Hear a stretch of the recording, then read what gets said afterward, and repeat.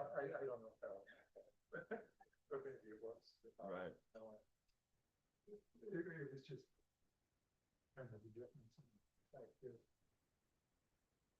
So,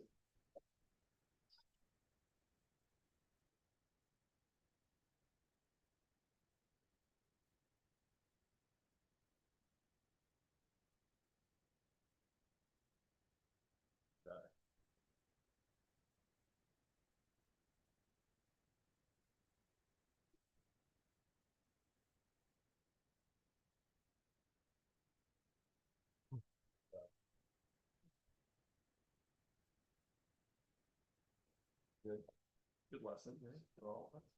yeah. Yeah, do you want to go and kick off an introduction or? Sure. Are we good ready? on YouTube? So it's a different thing that I'm used to. I don't know what this is. I don't know what's going on with this, but All right. Should we get started with our workshop? Yes. Thank you all for your patience as we got this set up. Garrett Scott, Town Planner, also presenting in conjunction with Public Works Director Paul Johnson and Chief of Police Glenn Trainer. I'll go ahead and just get my presentation going here.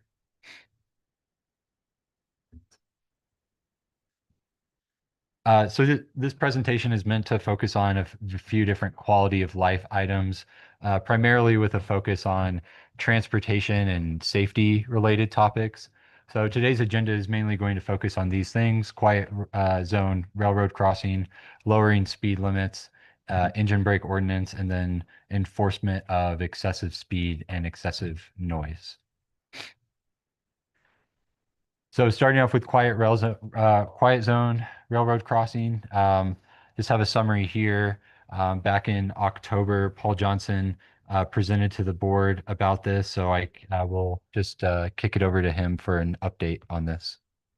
So what I thought was going to be an easy process based on the first step with the board approving it and filling out the forms, it then turned into a rabbit hole of federal forms and federal documents I have to read and ambiguous people I'm supposed to notify with no links to emails. So still working through all of that, getting all of our forms filled out. We have to do a federal DOT form that just kind of filling it out. And so still working through that. So it's not a done deal, but I'm still working through it. Hopefully we don't have an accident between now and when I finish it. But if we do, we would just go the route of putting in 2 more cross arms. So the quiet crossing will happen. It's just right now we have a 0 cost other than my time and energy, potentially with maybe $100,000 if the threshold lowers from the current value, which then would put us above it, or if there's an accident on the tracks in the next 2 or 3 months before we can get it all finalized, but still moving forward, looking to get the quiet zone.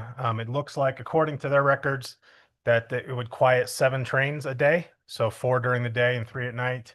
Won't affect passenger rail, snow train, or Amtrak, but all of the freight trains that come through, it looks like 7 is what the federal government says we have. I know we get more or less, but it should quiet those 7. What hours those trains run between and our expected increase? Or ballpark? What's up? I mean, I didn't know we had 7. No, it's saying 7 total. 22, 7, about 420. 7 p.m. I don't live here, so I don't know. I just know that the first train comes through Kremling around 5 in the morning. We got So- one at 4. So there's some that are, it just depends. And I don't think it's, passenger rail is going to be 1 in the morning and then 1 in the afternoon. So I don't think it's going to disturb sleep. I think it's the freight. It's those 3 overnight ones that, but they didn't give me a definition of what day and night is. Well, and the good thing is that it's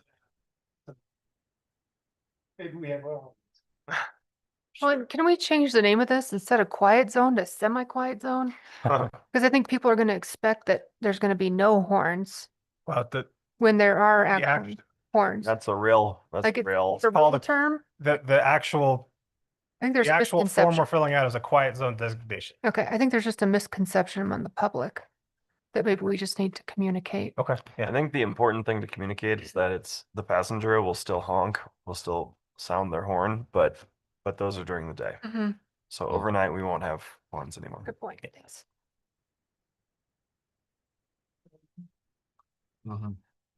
Great. So again, I think as Paul just mentioned, obviously we're working towards it. The federal government being what it is, there's some bureaucratic hoops to jump through, but I think we're optimistic to get this implemented. And certainly to the board's point, we will, have a outreach and informational campaign as we get close to implementation, which optimistically should be, this year. Okay, moving on to setting and lowering speed limits. So as was shared at the end of January, CDOT has completed a speed study of Highway 40 as requested by the mayor. And it sounds like these lower speed limits should be posted on US 40 this year, which is really exciting. So within downtown Fraser and south of Rendezvous Road, the areas where it's currently 35, those will be reduced to 30. And elsewhere in Fraser, the speed limit will be 45. So what this means, visually, this shows areas to the north of Fraser as 55 and then reducing down to 35 in this orange area here.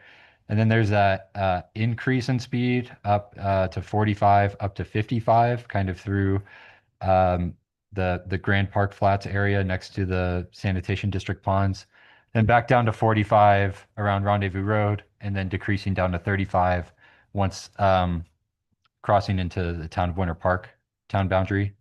So essentially, I've not seen the speed study myself, but what I likely assume is that, up here in this area of downtown Fraser, 30 miles an hour, down south, also 30, and then 45 in the middle, so that it's a continuous 45 from County Road 72, 804 to say Rendezvous Road-ish. So Does it seem weird to drop from 45 to 30 as you're going into Winter Park and then Winter Park's 35?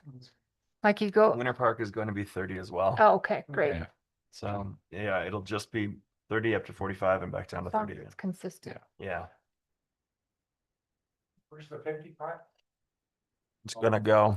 It's gonna be 45. yeah, I guess in this image, the 55 is still north of County Road 8, where it currently is signed. I assume that's not changing. It's not changing. Okay. Might where it changes, County Road 8, County Road 5. I'm not really sure how the decrease in speed is gonna go as you go south, but yeah. No more than 45, I think 30 or more. When are they gonna do this? You said sometime this year, like whenever they feel like it? As soon as the weather is good, I would argue that the weather's been good all winter, but Red dirt into the like 8 months. Mm-hmm. It will have some problems. So when we don't have control over that? we can keep bugging them. Yeah, okay. So good news, that was shared recently around the roadway facility that the town doesn't directly control, but we are obviously appreciative of CDOT working with the town to lower those speeds. So next I wanted to talk about lowering speed limits on streets that the town does maintain and own and operate. So per the town code, that section there, the maximum speed limit on all town streets is 20 miles an hour unless posted otherwise. I believe this is broadly the case. All the streets here in Old Town Fraser, streets in Rendezvous and Grand Park, I believe all have a either posted speed sign of 20 miles an hour, or if there's not a posted sign, then the assumed maximum speed limit is 20. I will note that the model traffic code for Colorado municipalities, which the town has adopted, it does appear to allow for speeds as low as 15 miles an hour in a school or construction area or other place during certain periods of the day when special or temporary hazards exist. And this reduced speed shall not be made applicable at times when the special conditions for which it is imposed cease to exist. So that's a lot of words to basically just state that, in my opinion, I'm not totally sure of the town's legal ability to go lower than 20 outside of things like school zones, construction zones, and other unique circumstances like that. So 20, I will also add, 20 miles an hour is generally seen as a best practice for local roads, residential, lower volume streets. Um, this is a speed that is generally alignment with Vision Zero, which is a policy that aims to eliminate all traffic-related fatalities. I'll also note that many municipalities across the country and the state of Colorado have, used 20 miles per hour as their prima facie speed limit on residential streets. Um, as recently as a few years ago, it was far more common for that to be 25 miles an hour or 30. And data really supports 20 miles an hour to be kind of the point at which a vehicle pedestrian collision above 20 miles an hour is much more likely to result in a fatality or serious injury, whereas at 20 miles an hour and below, that fatalities are much less likely. So this graphic is based on data provided by the National Traffic Safety Board. Again, just showing that really big drop off in traffic fatalities and risk to pedestrians at speeds of 20 miles an hour or less. And that risk really greatly increases beyond that. So I would argue that, Fraser, by having a 20 mile per hour speed limit as our kind of de facto speed limit, is truly in alignment with best practices.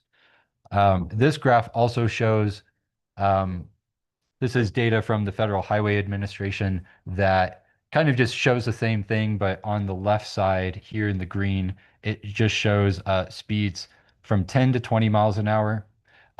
Certainly, I would not argue with anyone that slower is safer regardless of the speed. So certainly speeds of 15 or even slower are obviously safer than 20 miles per hour when talking about vehicle pedestrian or vehicle cyclist collisions and the potential for fatalities or serious injuries.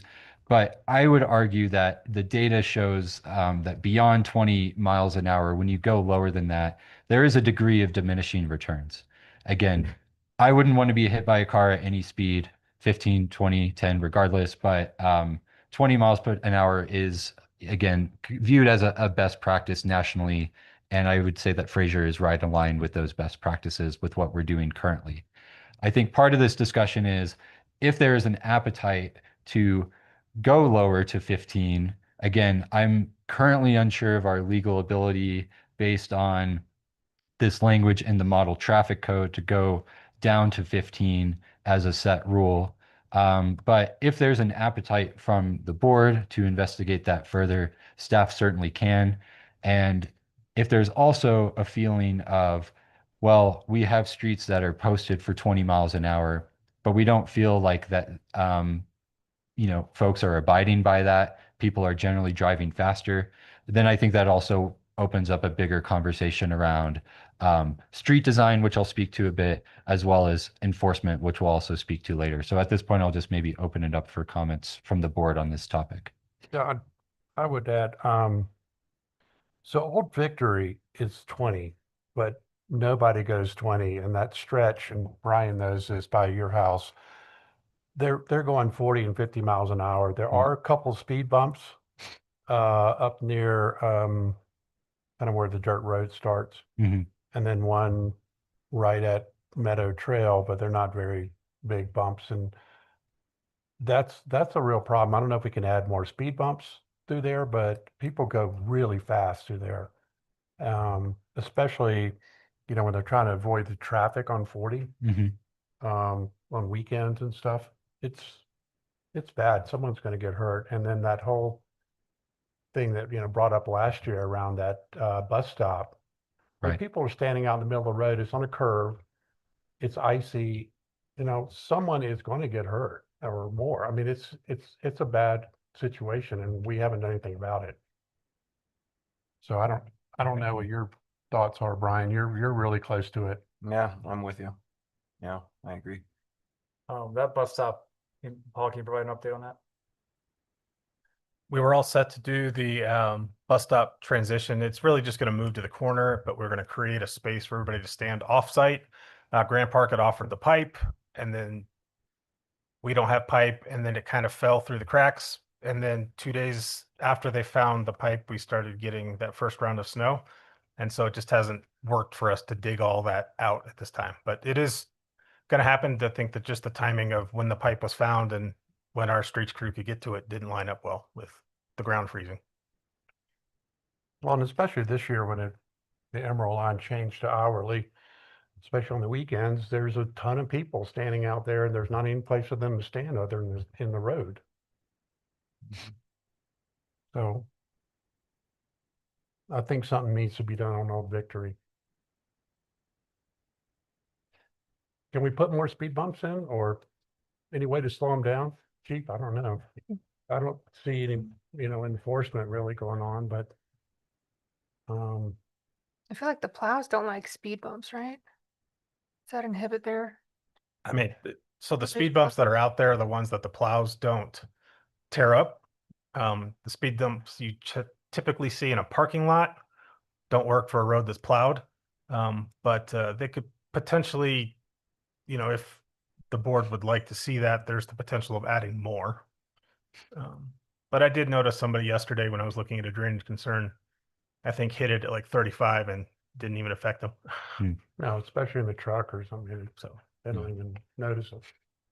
But the part that's dirt is not No, a town there road, is right? one right Right as you're before going here. into the. Yeah.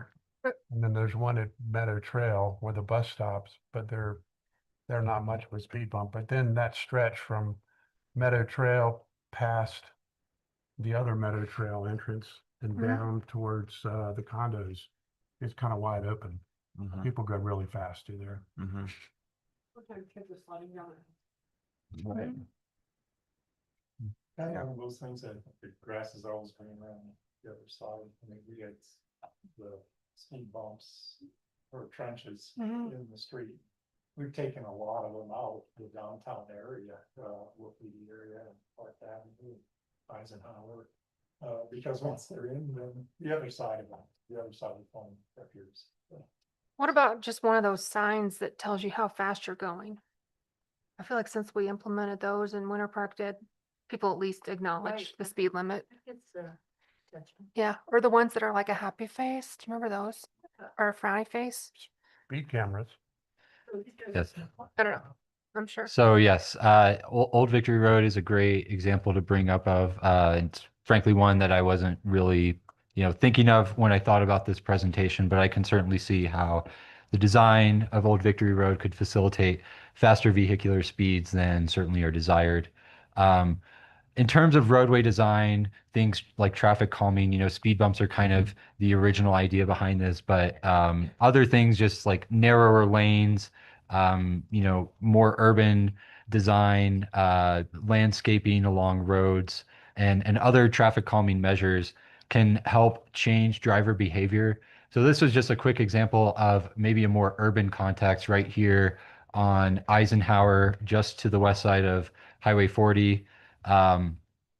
Obviously, this here is an AI produced image, but so don't look at the details too closely. But the image is trying to convey that, in Old Town, uh, our streets, we actually have 60 feet of right of way, and that's really a lot of room to work with, generally speaking. To have things like wider sidewalks, bike lanes, um, streetscape and trees and other landscaping features, things that help create a more urban environment and kind of in alignment with things like our downtown vision plan and our efforts with our downtown development authority to maybe over time, reconfigure our streets within downtown Fraser to something more like this that has the added benefit of reducing speeds, changing driver behavior, as well as creating a more walkable, urban, lively atmosphere. So this isn't necessarily something that I would envision for, say, Old Victory Road as a solution, but this is just one way that street design can help mitigate speeds and change driver behavior. And then I'll speak to maybe enforcement later. Any thoughts or questions on this kind of idea? I mean, it's a cool idea. I see parallel parking disappearing. Mhm. There's that Yes. and that, and people would lose their minds. So, yeah. Yeah, If absolutely. if So there's enough space for both, then sure. yes. So just for example, with Clayton Court, because that's a 60 feet right-of-way section, what the town is moving forward with in construction this summer is one lane of travel in each direction, parallel parking on both sides of the road, and then a 8.5 foot wide sidewalk. So that's what's able to fit in that 60 feet of right of way. But certainly if you were to lose, one of those parallel parking lanes, then you can have things like landscaping or even wider sidewalks, bike lanes. But obviously it's a balance. Everyone knows that parking is a challenge, especially in downtown Fraser, which is why it's, at least for Clayton Court, the parallel parking and that creating that parking supply was prioritized. But certainly different configurations and alternatives could be examined for other streets within downtown Fraser. Switching gears just a bit before I talk about enforcement, I just wanted to talk about engine brake ordinances. So I think everyone is probably familiar with what engine brakes are.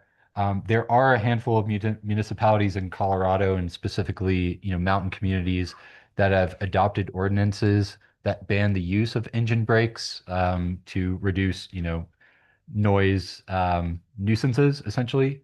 And Fraser has the ability to do the same. I will note that, restricting engine brakes on Highway 40 would require CDOT approval, which is certainly not guaranteed, but if that's desired by the board, then certainly staff would work with them to achieve that. Additionally, there's obviously challenges with enforcing such an ordinance. Um, Having the staff to actually measure violations and being at the right place and time is nearly impossible. So I'll maybe ask Chief Trainer to speak a bit to his own thoughts on such an ordinance and how it could be enforced. But can we back up just a minute? Because the legislature did pass a law requiring mufflers, and we brought this up months ago and there was no action taken. Why can't we at least enforce the state law that's around engine brake mufflers? We haven't even done that. We could very least do that, but this would be the next step, I guess. Would require CDOT approval to ban them altogether, right? I believe so. I'm not totally sure how that state law differs from, an ordinance like this above and beyond, what's already codified in the state, I suppose. So, Okay. What do you- yeah. So, thanks for allowing me to be here and speak today. I think enforcement would be difficult. And the other thing I really need you folks to understand that we are operating with the same number of people we had in 2010. That's how many cops we have. Traffic in that amount of time has increased well over 50% and maybe doubled. So while I would love to do more traffic enforcement, our bandwidth to do that is very limited at this point. On top of that, I think the town needs to understand that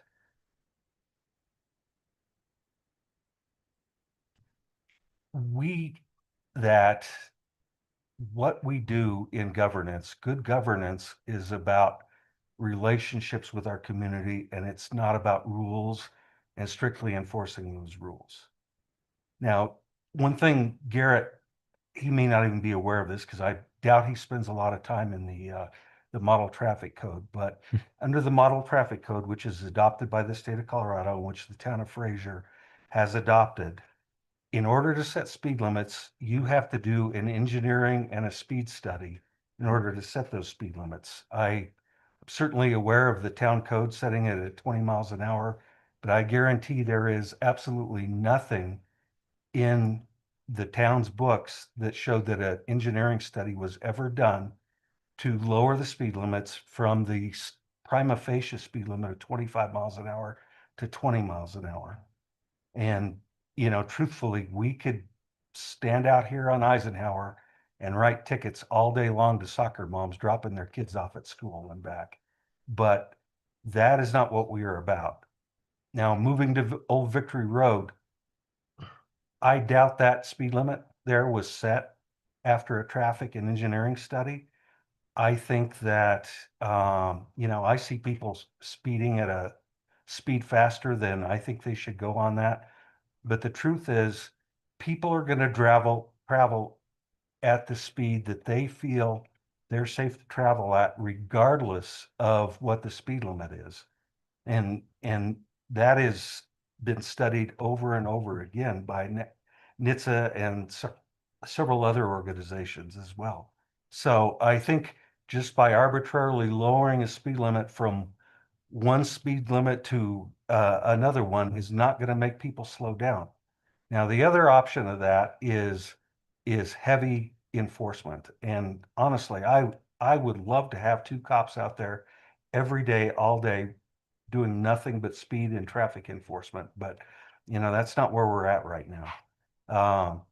Because I think we could make an impact. But the other part about that is what NHTSA has said is that you can impact speed limits by heavy enforcement in a given area. And you see that in various places. As an example, in the town of Morrison, and in highway, I think it's 287 that comes down out of Turkey Creek Canyon, and they write hundreds of tickets a year, maybe even thousands there, and have garnered a fair amount of criticism over the amount of tickets they're writing. But I think we're going to have a very difficult time doing enforcement should we be challenged on a speed limit that's arbitrarily set without an engineering study that shows that that speed limit is warranted and needed. Now, the CDOT and the manual on uniform traffic control devices in the last couple of years have added, because you have to set your speed limit at what the 85th percentile of what vehicles are traveling. So if, let's say they do an engineering study out on Highway 40 and they find that 85% of the vehicles are traveling probably less than 37 or 38 miles an hour, that's how they set the speed limit 35. But they recently added in another aspect of that they're now using that based on local need. And I believe that is how our speed limit was able to get lowered on Highway 40. And I'm all in favor of that. But the fact is, if you drive through the town of Granby or the town of Winter Park, it looks like the Bandimere Speedway out there. And so people are going to speed because they feel like that they can go faster in those areas. And Garrett nailed it right on the head, is people will slow down if, because of traffic engineering, they feel they have to slow down in order to get through that. And not that we still don't have people speeding through Fraser, especially probably when there's less traffic, but I have seen a marked decrease in the vehicle speeds going through Fraser because of the improvements that you folks have made in that area. And I think the speed limit should be 30 miles an hour going through downtown Fraser. I think that's very, very appropriate. Winter Park, I think, is going to be challenging because I think you see a lot of people, doing 40 or 42 miles an hour through downtown Winter Park, and in lowering it to 30 is probably going to do nothing but just lower the speed limit and give more people citations. So, the other thing about speed cameras, I think you have companies out there, they will come in and set it up. They mail out the citations and that kind of thing. But on the other hand, you have to have the administrative capacity to handle not only the revenue from those citations, but dealing with the amount of people who don't pay, which is probably going to be in the area of 25 to 30% of those people. And so you have to have the administrative staff to follow up and maybe even conduct personal service on people in order for them to pay their citations. And I know I don't have the bandwidth for that, and I certainly don't think the town of Fraser has anybody that can handle that. And Avon, Glenwood, Vale have all done that. I've read the articles in the news about that. I just learned today that some of those communities, and I don't have any factual data, are now getting significant pushback from their citizens about it. And You know, and one of my things that I worry about, because we have such a transient population, is that I don't know how sending somebody who lives in Texas a $50 citation that they get 2 weeks after they were in Fraser is going to do anything to impact the overall speed in the town of Fraser. So if you have any further questions for me, I'm more than happy to answer them. I hope I've been clear on my on what I've talked about. But I think our ability to enforce things like that or to engage in more harsh enforcement is severely limited by the number of staff we have. And I mean, you know, our calls have gone up over 40% in the last 4 years. And I don't see that changing for us. And to put that in perspective, if an officer makes a traffic stop because of some of the limitations the state has put on us about how to about how we have to document everything we do now. A single traffic stop with a citation takes approximately 30 minutes of staff time from the time that stop is made till that citation is put in our system and ready for municipal court or the state court. And to take a single accident report is taking that officer off the road for probably you know, the half hour, 45 minutes it takes him to investigate that crash, to another half hour, 45 minutes actually doing the report on that. So I would hope you would be a little bit sympathetic with us in, you know, your desire to have more enforcement. And I would love to have more enforcement as well, but I just don't know what our ability to do that is. And I would hope you be understanding of that. Chief, I'm not trying to put more burden on your, you know, your staff. I understand that's very labor intensive. I don't necessarily want, you know, your officers out there writing tickets all day.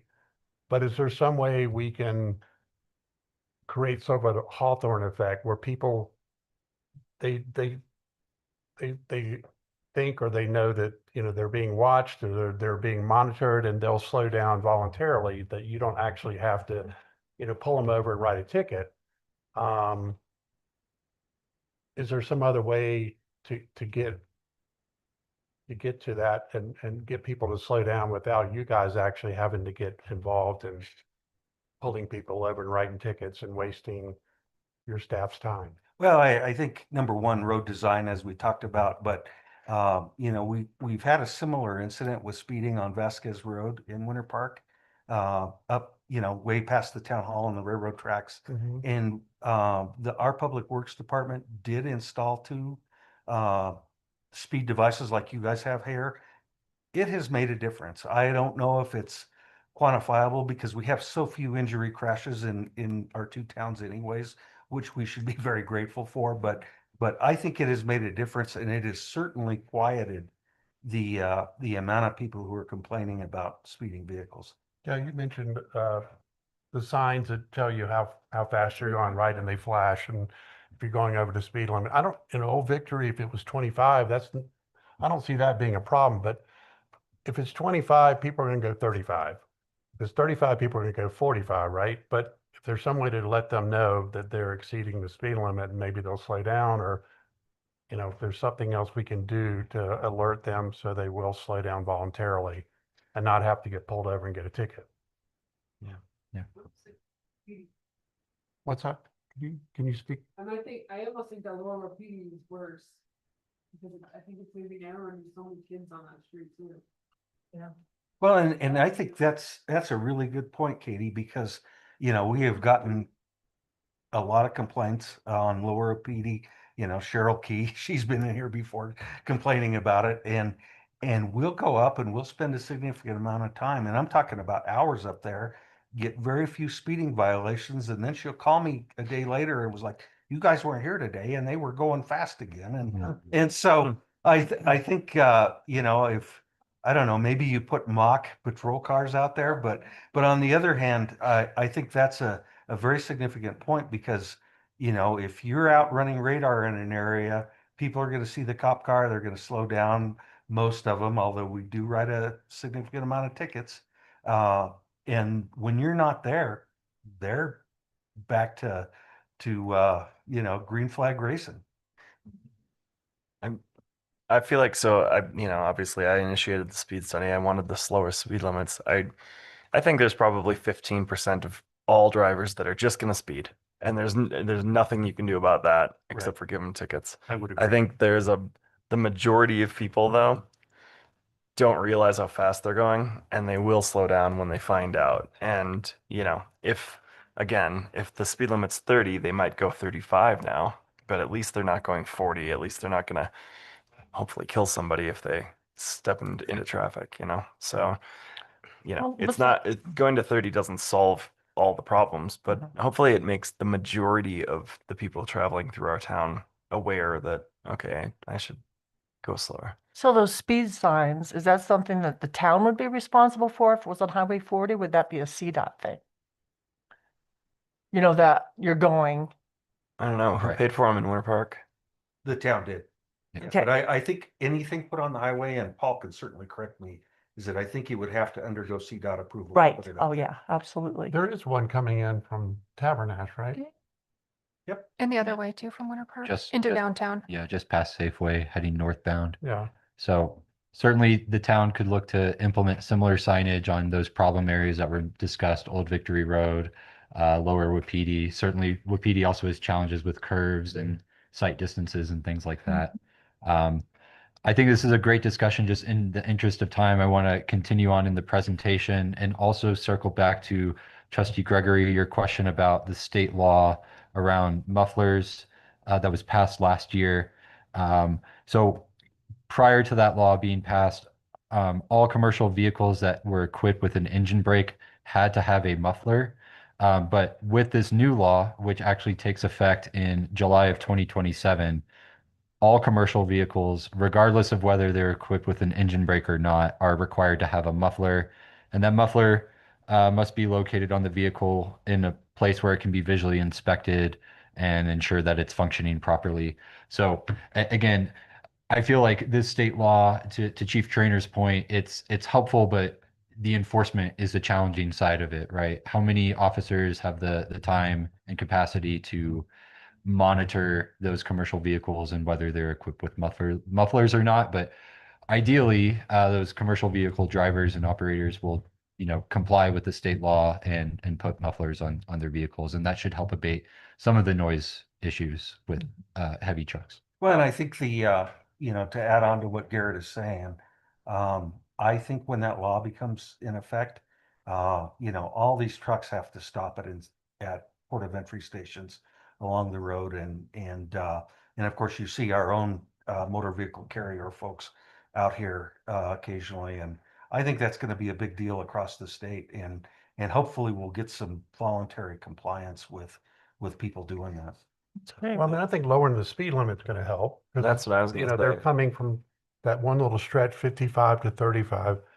But why can't we just put a sign up? At least, let them know that, you're supposed to have a muffler. And again, it's sort of a Hawthorne effect, Yeah. they maybe they think we're watching and we're monitoring it.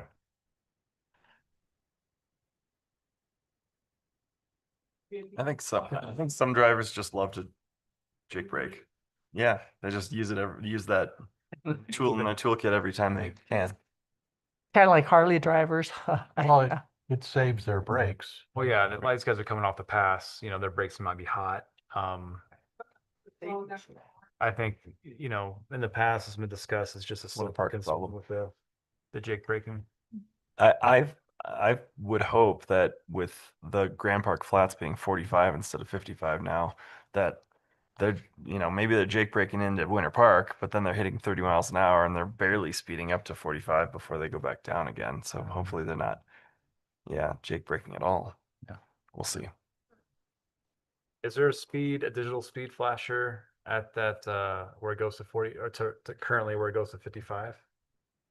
Not that I'm aware of. No. No. That could be something we could pursue with that change of speed limit, just to help people recognize that it has changed to 45 when that happens.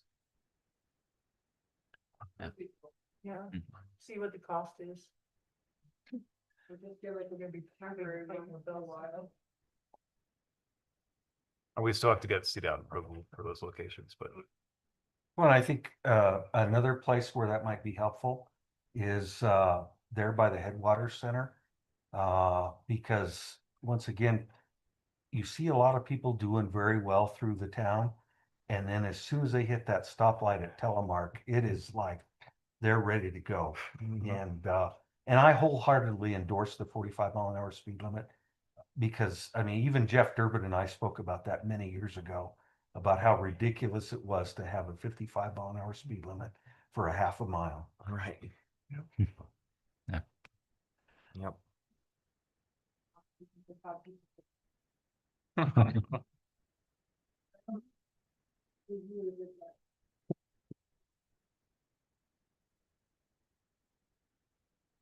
Yeah, so all great discussion.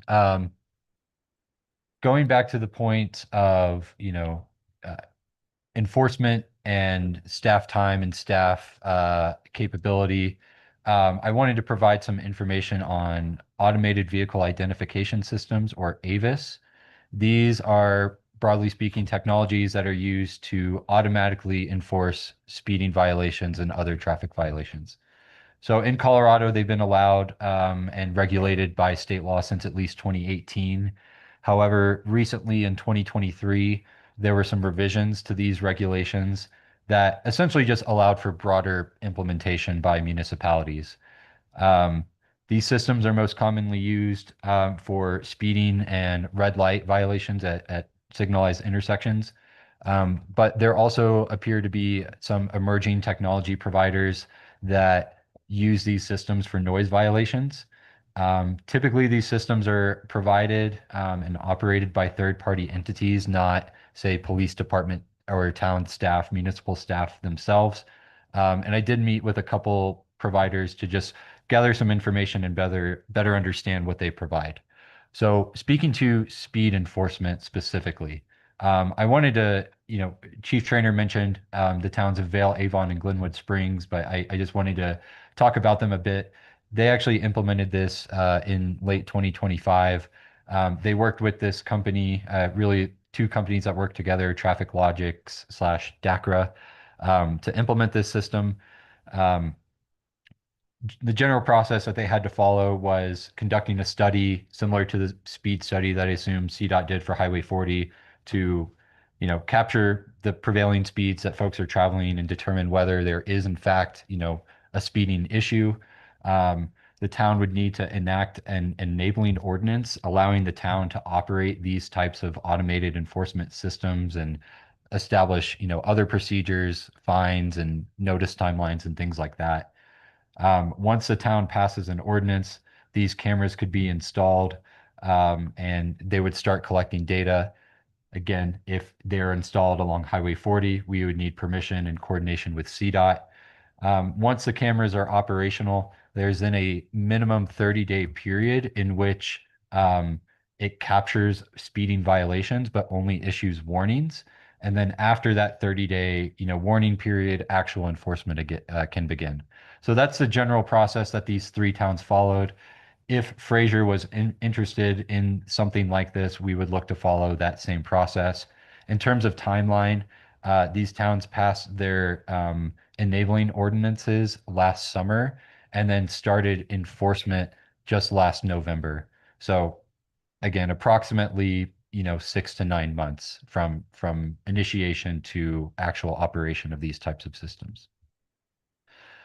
Just to speak a bit more about the technology itself, it's, a camera system and LiDAR that's mounted on a pole, typically something like a traffic or light pole, something that has power running to it.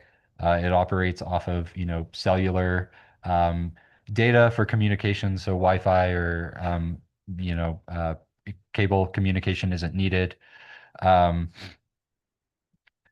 The provider, they advertise this system as cost neutral. So my understanding of what that means is, they provide this technology, these cameras at no cost to the town, and they operate the system, but the fines that are collected go to this company. So, the point is that, the town is, towns that implement this don't do so to increase revenue. It is really to seek changes in driver behavior through stiffer enforcement. And from, the news articles and, town websites for those mountain communities that have implemented this, it does appear that, there is likely a change in behavior. Certainly the company that provides these systems likes to tout that it changes driver behavior, but, certainly, of course, they would say that. Um, so a couple other notes, the provider, this company would also potentially, again, if the town wanted to pursue this, they would assist with conducting the speed studies and preparing the enabling ordinances. In terms of the process of how these citations are actually issued, that's also initially reviewed by staff from this third-party company, and then it's reviewed and approved by staff from our police department. So that is meant to help alleviate some of that administrative burden, knowing that if there's any, kind of false positive readings, hopefully those get caught by the company first before it goes to a police officer for review. And then once confirmed by someone in the police department, that notice is then mailed out and payment is processed with the third party. So very little town involvement is what they advertise.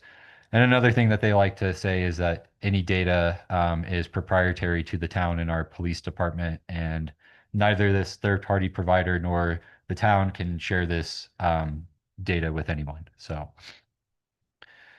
generally speaking, that's kind of the outlines of these systems and how they work, but just recognizing that there's a process to implement them. And certainly me as a town planner, I obviously defer to chief trainer and our other law enforcement staff as to whether we should even, pursue this. So Garrett, we do a study to lower the speed limit, and then we do a study to say people are speeding. that's a great point to bring up. So I think in the context of, the lowered speed limits on Highway 40 that are soon to be implemented, in my own personal opinion, I think there should be at least, again, if this is something that the town and the board is truly interested in, there probably should be some time between when those new lowered speeds are posted to when we would look to implement this system, right? We wouldn't want to just catch people off guard with these new lowered speeds and say, well, we have a speeding problem, when maybe people are still getting used to the lowered speeds, right? So. I'm all in favor of getting another officer or two. I'm sure there's reasonable logistics why we haven't. But yeah, this is. A little too big brother for you. Yeah, it's we're protecting ourselves from ourselves. Well, one question I have is that, so with the cost neutral, I would imagine they have a contract period, like minimum of 5 years or something, because that's a big investment on their part. Yeah, I really didn't get into those details in my meeting with the staff from this company, but I had those same thoughts as well. I mean, it seems like, obviously if the goal is to change driver behavior, then over time citations would be reduced, which would mean less revenue for this company. So then at what point do they expect to break even or even take these cameras away if they're not producing significant revenue for them? So those are great points and certainly ones that I don't have the answer to. Jump on right away. Dummy car works, I was just thinking Mhm. about that, I had Yeah. 15 years ago, they used to park at the rendezvous turn and everyone still slows down right there. And Rand has done that since I lived here. Empire. Empire. Yeah. You go the speed limit, Empire. The old stop that maybe that doesn't run, that we could pick up for really cheap. And, drag it around and park it in different places. That's the idea, because whenever I see police cars, but they don't look like police cars anymore. Yeah. Big block SUV. Mhm. All right.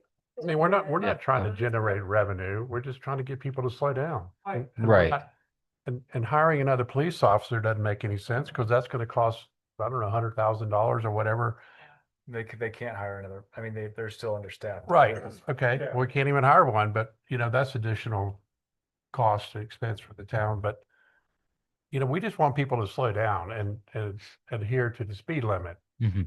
We're not trying to, be punitive, right? Maybe come up with some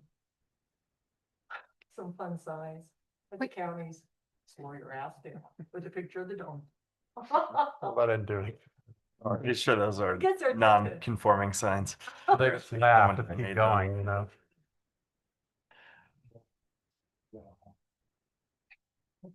Well, it's gonna be interesting to see how behaviors change with the speed limit changes and how we do it. Mhm. Right. And take it from there. Maybe more public art along People 40, just get don't people to know. slow down to look at it. All right. You guys wanna? Oh. Yeah, go ahead.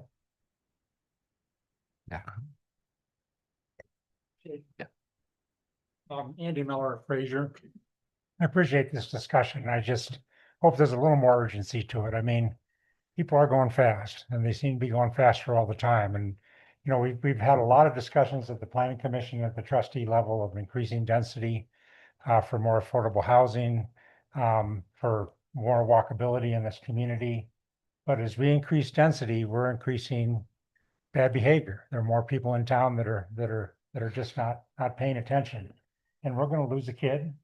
We're already losing people on the state highways in the county to bad driving behavior. So, were there any speed vans? Did they talk about movable vans that have the same service? I did do some research into that. I know City and County of Denver is implementing that, and outside of that, I couldn't find many other communities in Colorado that are using that. And I just felt, I focused on the speed camera technology just because it seemed like a lower capital investment as opposed to a. Well, the van might Yeah. be shared with other jurisdictions and moved around. Because people don't know where they are. And that was Chris Bear, the county road superintendent, former county road superintendent, suggested this to me years ago, that a speed van or two in the overall community, because we need some size to make these things work too. But I get it. We don't want to be Big Brother, but we also want Big Brother to protect our kids. And I appreciate Glenn's talk about traffic engineering, and everybody has to be going a certain speed, and that's how you set the speed limit. A lot of jurisdictions are throwing that out. And the book I gave you, Killed by a Traffic Engineer, a lot of traffic engineers are throwing that out. Speed should be based on safety, and speed should be based on keeping our kids safe. So not based on how fast everybody wants to go to get to where the hell they're going. So I appreciate very much that we're going to lower speed limit on US 40. I understand we can't lower speed limits any farther than 20 in town, but we do need some enforcement, or people are not going to slow down. They're not slowing down now. Eisenhower is crazy going up over the railroad tracks. I think people are going to catch air on the damn thing. And a lot of the answer is engineering. That Killed by a Traffic Engineer, the whole emphasis of that book is you have to make a street look slightly confusing, then people do slow down.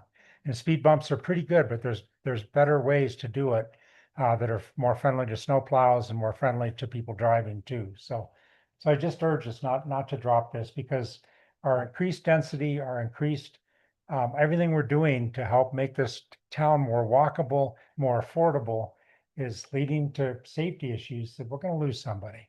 And I'm glad we haven't, well, we have lost a couple over the years, but we haven't lost any kids.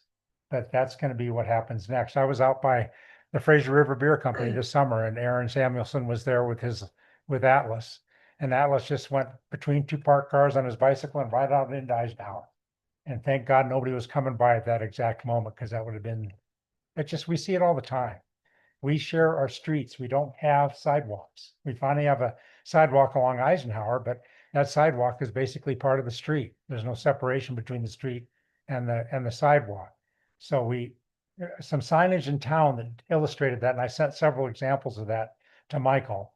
Some signage in town that shows a car, a pedestrian, and a street, just telling people that these streets are shared with pedestrians, just so people understand that they're pulling into a town that doesn't have sidewalks. So I just really urge you guys to look a little farther into this. Maybe the speed van would be a more appropriate approach. I don't like Big Brother either, but we got to protect our kids. I did hopefully, we can continue these type of discussions into other things that are affecting the town with increased density, lighting.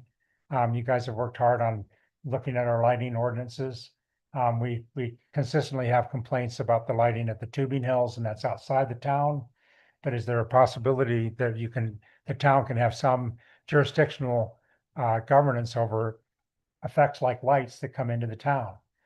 There's problems with snowmaking at Grand Park, at the Fraser Adventure Park, causing inversions and moisture problems in town. Louis, you've talked about this. I'm hoping that we can look at some of those quality of life issues too. So it's a big subject. I appreciate you guys spending an hour on it. I'm taking you into your dinner hour, but I appreciate very much you guys have had that discussion. So thank you. Thanks, Andy. Thanks, Andy. Anybody else? Is there anybody online? Dinner time. All right. If it's here. Well, thanks, everybody. Yeah, we will